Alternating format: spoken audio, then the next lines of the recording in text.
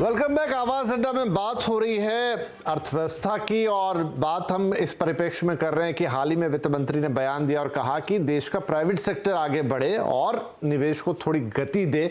उन्होंने हनुमान से तुलना की कि शायद जगाना पड़ेगा, उनको बताना पड़ेगा कि आपके अंदर क्या शक्ति है। तो कुल मिलाकर एक अर्थव्यवस्था पर उनका बयान और उसी के इर्द गिर्द आज पूरी बातचीत हो रही है। गर्ग साहब, ब्रेक से पहले हमने वृहद चर्चा की कि क्या समस्या है, कुछ पॉइंट्स भी आए सॉल्यूशन के, जैसे निरंजन जी ने बताया कि भाई आप फिस्कल और कुछ मिले जुले से कदम उठाएं, सरकार का रोल इसके अंदर बड़ा होगा। एक उन्होंने महंगाई की बात भी की और उन्होंने कहा एक पेन पॉइंट है क्रेडिट।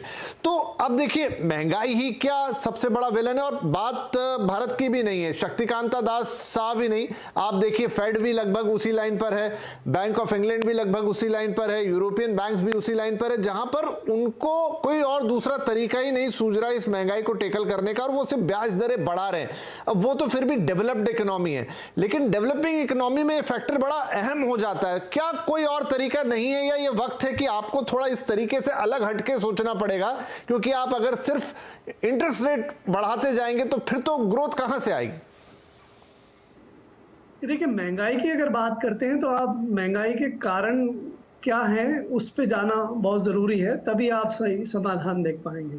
पिछले जो 1.5-2 साल से महंगाई दुनिया भर में है, उसके 2 प्रमुख कारण हैं। एक तो जो ये कोविड के बाद ये अमेरिका में और यूरोप में इन कंट्रीज़ में जो स्टिमुलस पैकेजेस वगैरह दिए गए थे, हेलीकॉप्टर मनी, इतना पैसा डिस्ट्रीब्यूट किया, उसके कारण से बहुत ज़्यादा वहाँ डिमांड हुई। उसका रिज़ल्ट ये भी हुआ कि दुनिया भर से के एक्सपोर्ट बढ़े, हमारा एक्सपोर्ट भी बढ़ा। उसका भी एक बहुत बड़ा कारण यही था कि दुनिया में स्टिमुलस के कारण से डिमांड बढ़ी थी।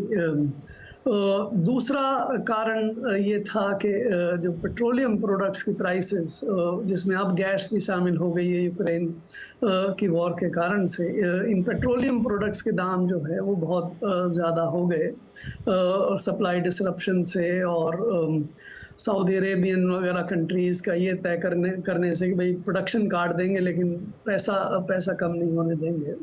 तो ये 2 बड़े कारण थे जिसके कारण से दुनिया में महंगाई है, जिसका हम भी असर, बीच में सप्लाई डिसरप्शन वगैरह भी थे, लेकिन ये 2 मुख्य कारण हैं।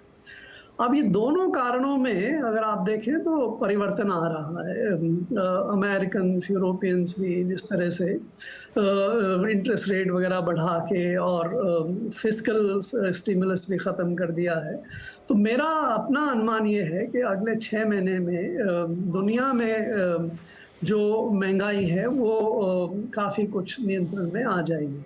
इसी तरह से आपने पेट्रोलियम प्रोडक्ट्स के दाम भी देखेंगे, पिछले इस महीने जो हैं वो पिछले 5-6 महीने से सबसे कम दाम पे आ गए, इससे कम शायद दाम नहीं होंगे। तो ये महंगाई की जो समस्या है वो समस्या तो मुझे लग रहा है कि आने वाले समय में काफ़ी कुछ नियंत्रण हो जाएगा। हमारे जो डोमेस्टिक फैक्टर्स हैं, चाहे हमारे चावल की कमी हो रही हो या गेहूं की कमी हो रही हो, वो दूसरे कारण हैं, लेकिन ग्लोबल फैक्टर्स के कारण से जो महंगाई है वो कम।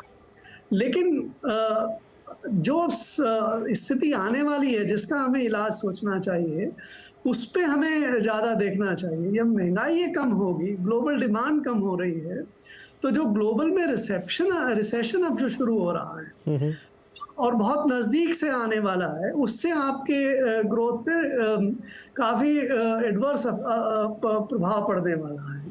हम जो एक्सपोर्ट ग्रोथ जो हम पिछले साल 415 बिलियन डॉलर तक पहुंच गए, इस साल अब आपने देखा कि पिछले महीने में पिछले साल के मुकाबले नेगेटिव ग्रोथ हुई एक्सपोर्ट्स में। आने वाले समय में और भी कुछ नेगेटिव ग्रोथ होने की है। तो आपकी जब ग्लोबल ग्रोथ कम होगी, ग्लोबल डिमांड कम होगी, तो आपके यहाँ पे ग्रोथ की प्रॉब्लम ज़्यादा बढ़ेगी। ऐसे में क्रेडिट का अपना रोल रहता है, लेकिन हमें ये नहीं भूलना चाहिए कि क्रेडिट एक फैक्टर है। अल्टीमेटली अगर बिजनेस को प्रॉफिट नज़र आता है, बिजनेस को उसमें डिमांड नज़र आती है, तो बिजनेस इन्वेस्टमेंट करता है। आपने देखा 1.5-2 साल तक जब कोविड का पीरियड रहा, आरबीआई ने बहुत ज़्यादा लिक्विडिटी रखी, इंटरेस्ट रेट बहुत कम हो गए थे इकोनॉमी में, लेकिन इंडस्ट्री की डिमांड फिर भी नहीं हुई। और अब जब इंटरेस्ट रेट बढ़ रहे हैं तो जो क्रेडिट की डिमांड है वो बहुत पीक पे आ रही है, 15% की ग्रोथ इस समय हो रही है। जी। इवन इंडस्ट्री और इंफ्रास्ट्रक्चर में भी डिमांड आ रही है। तो हमें केवल ये जो ऊपर ऊपर चीजें कई बार दिखती हैं उस पे नहीं जाना चाहिए। जहां तक सॉल्यूशंस का सवाल है, हमारे अपने कई पैनलिस्ट यहाँ पे उम्मीद करते हैं कि सरकार को और कुछ करना चाहिए।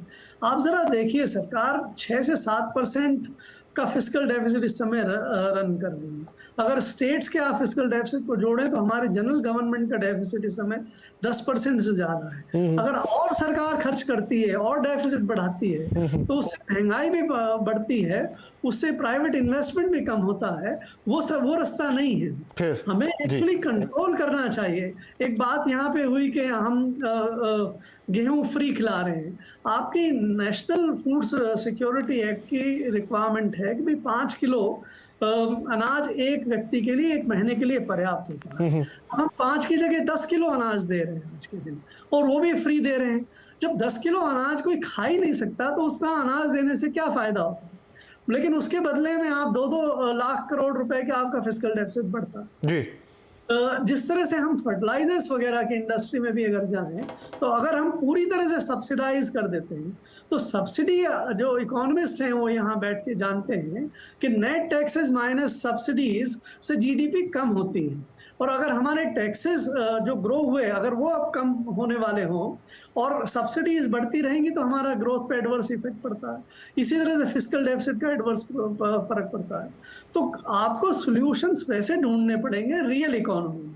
हमारी सबसे बड़ी समस्या है दुनिया में कि हम टेक्नोलॉजिकली इतने कॉम्पिटिटिव नहीं हैं। हम वो अभी भी ओवर प्रोटेक्शन कर रहे हैं दुनिया के मुकाबले में, टैरिफ वगैरह बढ़ा के। हम क्यों पीएलआई वगैरह लाते हैं? पीएलआई वगैरह इसलिए लाते हैं कि हमारी कॉस्ट ऑफ डूइंग बिजनेस जो है वो बहुत ज्यादा है। तो हम कुछ सेक्टर में कहते हैं कि भाई अब पीएलआई में आप 5-6% इंसेंटिव ले लीजिए और इन्वेस्टमेंट कर लीजिए। हमें जनरल कॉम्पिटिटिवनेस को बढ़ाने के लिए हमारी कॉस्ट में ये समय नहीं है। Land, labour, loans, taxes, power, ये सारी जो हमने इकोनॉमी में इतनी बड़ी समस्या पैदा कर रखी है जिसके कारण से बिजनेस करना अट्रैक्टिव नहीं है, उसको हमें सोल्यूशन करना होगा। ऐसे फंडामेंटल रिफॉर्म्स और फंडामेंटल सॉल्यूशंस अगर हम ढूंढेंगे तो हम निश्चित रूप से कुछ कर पाएंगे। अदरवाइज बातें करेंगे हम लेकिन हमें ना तो इन्वेस्टमेंट मिलेगा ना ग्रोथ। जी जी।